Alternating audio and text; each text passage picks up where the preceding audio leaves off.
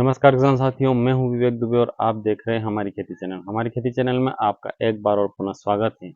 जैसा कि हर वीडियो का कोई न कोई विषय होता है, वैसे ही आज के हमारे इस वीडियो का मुख्य विषय है एक ऐसे कीट का लाइफ सर्कल के बारे में जानेंगे जो हमारी खरीफ की फसलों में सर्वाधिक मात्रा में नुकसान पहुंचाता है। उस कीट का नाम है व्हाइट गर्भ। जी हाँ किसान मित्रों, आज हम बात करेंगे व्हाइट गर्भ, जिसे गोजालट के नाम से भी जानते हैं।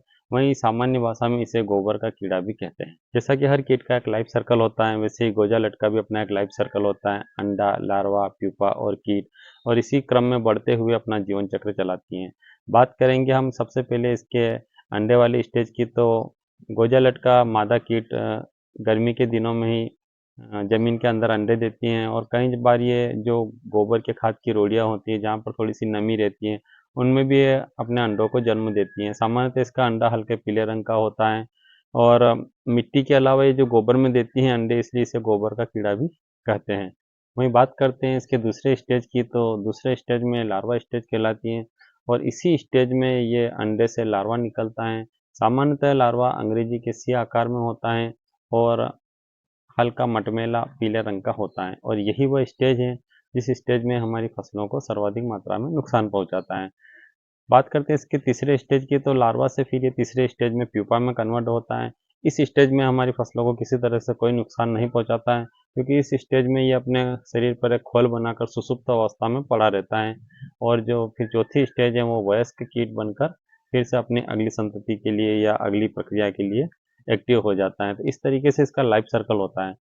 तो जैसा कि गोजालट के चारों लाइफ सर्कल हमने आपको बताए हैं, और इसमें से लार्वा वाली स्टेज में ही हमारी पौधों को सर्वाधिक मात्रा में नुकसान पहुंचाती है। और बात करते हैं किस महीने में सर्वाधिक मात्रा में नुकसान पहुंचाती है, तो ये जुलाई से लेकर, यानी कि बारिश होने के तुरंत बाद से लेकर अक्टूबर महीने तक इसका अटैक सर्वाधिक मात्रा में रहता है। सामान्यतः ये खरीफ की फसलों में मूंगफली हुई, सोयाबीन हुई, या भी जो खरीफ की फसल के प्याज या लहसुन है, उसमें भी इसका अटैक सर्वाधिक मात्रा में हमें देखने को मिलता है। अब बात करते हैं ये किस तरीके से हमारी फसलों को नुकसान पहुंचाती है। तो गोजालट जो है पौधे की मुख्य जड़ों को खाती है। सबसे पहले वो सहायक जड़ों को खाएगी, और खाते खाते वो मुख्य जड़ों को भी खा लेगी। इस तरीके से पौधा जमीन से पोषक तत्व और पानी को लेने में असहाय हो जाएगा, और धीरे धीरे वो सूखने लगेगा। तो जहाँ पर भी इस कीट का अटैक होता है, वहाँ पर पौधे घेरे घेरे में सूखना शुरू हो जाते हैं, और वहाँ के आसपास की ज़मीन को जब हम खोद कर देखते हैं, तो इस तरह का हमें कीड़ा अगर दिखाई देता है, तो वो गोजालट का लक्षण या उसका अटैक का कारण बनता है। तो ये तो थी इस कीट के संबंधित सामान्य जानकारी। अब बात करते हैं इसके रोकथाम की। तो सबसे पहले रासायनिक विधि द्वारा इसकी रोकथाम की बात करते हैं। तो रासायनिक विधि में बायर कंपनी का इसका रीजेंट अल्ट्रा के नाम से एक प्रोडक्ट आता है, जिसमें 0.6% फिप्रोनिल होता है। इसे 4 किलोग्राम प्रति एकड़ के हिसाब से आप अपने खेतों में भुरकाव करके भी इस कीट से सामान्यतः निजात पा सकते हैं। वहीं अगर एक और रासायनिक प्रोडक्ट की बात की जाए, तो कार्बोफ्यूरान 0.3% आता है। ये आप किसी भी कंपनी का ले लीजिए। इसे 10 किलोग्राम प्रति एकड़ के हिसाब से भुरकाव करके भी आप इस कीट से अपनी फसलों को बचा सकते हैं।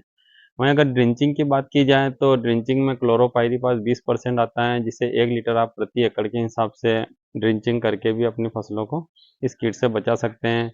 वहीं ड्रिंचिंग में एक और प्रोडक्ट आता है, जिसे क्लोरोपाइरीफास 50% और साइफरमेथ्रिन 5% आता है। इस प्रोडक्टों का आप ड्रिंचिंग के द्वारा भी कर सकते हैं।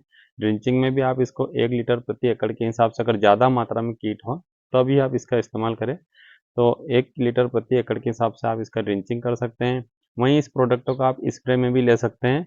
स्प्रे में आप इसको 25 ml प्रति 16 लीटर की टंकी के हिसाब से इसका स्प्रे करके इस कीट से अपनी फसल को बचा सकते हैं। वहीं स्प्रे में अगर एक और प्रोडक्ट की बात की जाए, तो इमिडा 40% व फिप्रोनिल 40%, यानी 40-40 वाला ये एक प्रोडक्ट आता है। इसका भी आप 5 से 6 ग्राम प्रति टंकी के हिसाब से स्प्रे करके इस कीट से काफ़ी हद तक अपनी फसलों को बचा सकते हैं। तो ये तो थी रासायनिक संबंधी सामान्यतः जानकारी। वहीं अगर बात करते हैं इसके जैविक प्रोडक्ट की, तो जी हाँ किसान मित्रों, मार्केट में कई ऐसी कंपनियां हैं जो इनकी रोकथाम के लिए ऐसे जैविक प्रोडक्ट लेके आई हैं। इसी कड़ी में बात करते हैं निर्मल सीड्स के स्नाइपर की। ये एक ऐसा प्रोडक्ट है जो आपके खेतों में जो उद्दी है और ये जो गोजालट है, इसके अलावा जो भी शत्रु कीट हैं, उन सबको भी ये काफ़ी अच्छे ढंग से कंट्रोल करेगी। ये तो था इसका जैविक उपाय।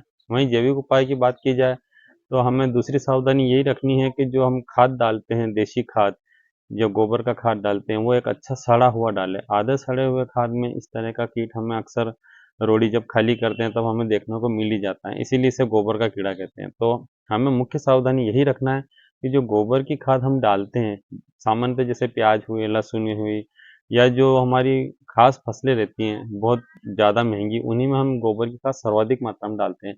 लेकिन गलती यहाँ पर यही कर देते हैं कि वो आधी सड़ी हुई खाद रहती है और वो आधी सड़ी हुई खाद ही फंगस का कारण भी बनती हैं, कई कीटों का कारण भी बनती हैं। तो मुख्य सावधानी हमें यही रखना है कि जो देशी खाद डालें हम, वो अच्छी सड़ी हुई हो। उसमें ये सारे कीट स्वतः ही समाप्त हो जाएँगे। अच्छी सड़ी हुई खाद में इन सारे कीटों का प्रकोप नहीं रहता है। आधी सड़ी हुई खाद में हमें ये कीट ज़्यादा देखने को मिलते हैं। तीसरे सावधानी हमें यही रखना है कि हमें हमारे खेतों की जुताई अच्छे से करना है। अच्छी गहरी जुताई से कहीं इसके अंडे वहीं समाप्त हो जाते हैं, तो ये अगली स्टेज में पहुँच ही नहीं पाता है। तो जुताई का भी बहुत महत्व रहता है। गर्मियों में जब रोहनी तपने से पहले जब हम जुताई करवाने का हमारे पूर्वज कहते थे, उसका मुख्य कारण यही था क्योंकि रोहिणी जो तपती हैं, उसमें काफ़ी मात्रा में गर्मी रहती है। उस गर्मी के कारण कई शत्रु कीट स्वतः ही समाप्त हो जाते हैं। तो आशा करता हूँ कि आपको मेरे द्वारा दी गई जानकारी काफ़ी अच्छी लगी होगी। इसी तरह से वीडियो में बने रहने के लिए वीडियो को लाइक, सब्सक्राइब और शेयर ज़रूर कीजिएगा। धन्यवाद।